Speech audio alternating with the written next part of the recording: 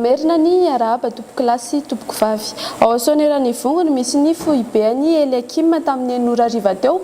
Mbola tempête tropicale modérée izy miaraka amin'ny rivotra 5.7 kilometatra isan'ora arahana tafiotra 5.7 kilometatra isan'ora. Tsy dia metsika firy izy fa na izany ary dia mbola mikisaka tsikelikely mianatsimo izy.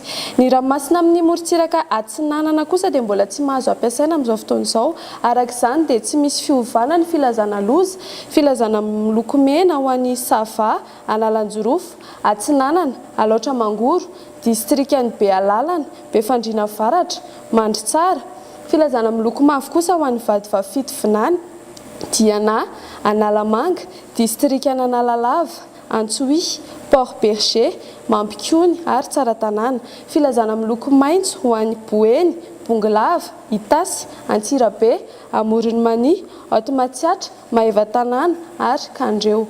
Izay ny amin'iny fa toy izao ary ny mety ho toetry ny andro ho an'ny Rahapitso. Ny maraina dia anorana ny ilany Atsinanan'i Madagasikara iray manontolo iny fa ho betsaka kosa izany ny any Vadivavafito Vinany sy atsimo Atsinanana ary andrahoana na andrahoana vitsy ny andro ho an'ny faritra sisa.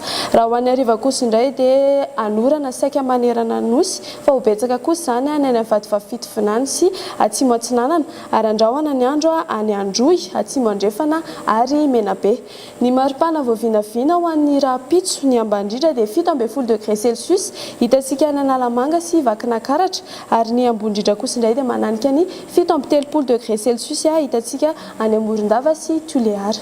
Izay indray ary aloha no azona roso mametraka ny veloma mandrapitafa vetivety ary.